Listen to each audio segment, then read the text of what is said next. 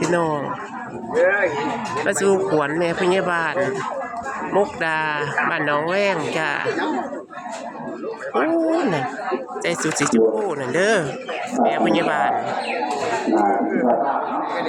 สู่ขวัญบ้านเพิ่นจ้ะประเพณีสู่ขวัญอีสานบ้านเฮาจ้ะพี่น้องช่วยตีจุงดังอย่างบ้าตัวมาพอเนาะเนาะไป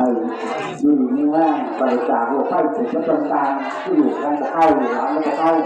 คือคนในที่เกิดมีเวลาที่ข้างเขาเข้าเนาะดูประจบอักที่ไพ่อักที่ตาอักที่ไพ่กับตาไพ่ใหม่บ้านใหม่เมืองใหม่สร้างเกี่ยวกับ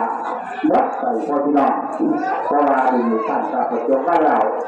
หรือว่าวัดใส่ก็เลยนั้นก็ไม่ได้ที่เรื่องในสร้างเนาะวันนี้จะไม่เอาเลยเพราะว่าอยู่กันเลยพอในพี่น้องบ้านเขาก็เข้าสัก2 เมษายนในหน้าบ่ายสีโยกวันลูกหลานเขาก็เข้าได้ใส่เนาะบ้านนี้บ้านนี้สามบ้านนี้เยอะบ้านนี้ที่ไพ่เขาที่ว่าจะไพ่เกิดติดกับท่านสู่ขวัญแม่พยาบาลจ้าเรื่องเขาที่นั่นนะถูกพาจาเขียนทางลูกทางหลานเขาจะเข้าอายุดีแห้งก็จะใส่เนาะถูกข้นกระจองขับขี่ขาลากจ้องเครื่องยึดดีเนาะแต่ละเครื่องยึดดีจากท่านทั้งสองครับที่ท่านคนที่นั่งล่ำมาล่ำพอนั่งล่มใบสีสู่ขวัญจ้ะท่านเขาจะเข้าเนาะที่ลูกหลานก็จะเข้ามีไม่ตอบเพื่อนค่ะความญี่ปุ่นเรื่องมีเรื่องกระตุ้นเขาจะเข้าในกระตุ้นว่าจะบ้านเมืองมาเนาะมีสาขอแสดงความดีใจในท่านขอบคุณอยู่จนประจวบจะพ้นทุกข์พ้นเจริญจะต่อไปพระบิดามีสาจะถูกการประสานอยู่ในหลานก็จะไปแล้วถูกการประสานราคาพระบิดาแม่ดอกไม้ก็มาเข่าเนาะนี่เข่านี่น้ำไปน้ำอยู่ที่ไหนไปน้ำอยู่แล้วประเพณีสู่ขวัญภาคอีสานจ้ะพี่น้องเนาะจากตั้งแต่หนีต่อไปก็นี่อาที่ไพ่ว่าจะไพ่หรือว่าเลือกไพ่แต่เพื่อประจานกับเกี่ยวร่างกายเขาหรือเขาหลังก็จะเข้ากับไพ่ช่างพอที่เกิดเมื่อบุญญาที่ช่างเขาจะเข้าในช่วงจะคล้องเนาะจะคล้องบ้านจะคล้องเมืองไปเรื่อยๆเนาะไปยุ่งเนี่ยก็ต่อไปก็ไม่ได้ที่จะพอในพี่น้องมาแล้วก็ต้องว่านักการนายกองค์การบริหารส่วนตำบลเขาก็เข้าอยู่กับมาเป็นประมุขประธานในงานอยู่กับท่านอาจารย์ต้นเกี่ยวจำสร้างกับคณะนักมีการมา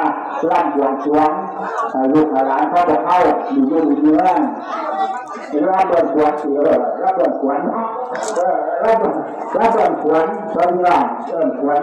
สร้างสุดกับมุกดาอยู่ในเมืองก็จะไปครับสู่ขวัญแม่พยาบาลมุกดาน้องแม่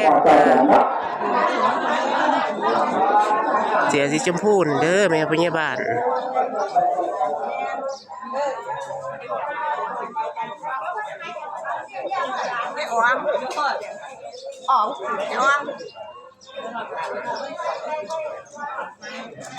สิพาไปหาแม่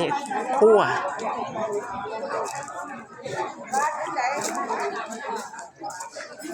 แม่ครัวอยู่ทางนี้จ้ะมันยี่ทิพย์ว่าไปใส่มันยี่ทิพย์จิเข้าไปนะในครัวนี่หาแม่อสมอนี่ที่จ่าแม่ครัวเบิ่งกับข้าวเป็นเฮ็ดเลี้ยงไทยแขกพี่น้องเกียรติงานสู่ขวัญแม่พยาบาลมุกดาบ้านหนองแว้งแม่ครัวคนสวยนั่งแบบประจำซ่องไม่ยี่ทิพย์เด้อมากินข้าวงานสู่ขวัญน้ำกันประเพณีอีสานบ้านเฮาจ้าต้องร่วมบุญร่วมงานเพิ่น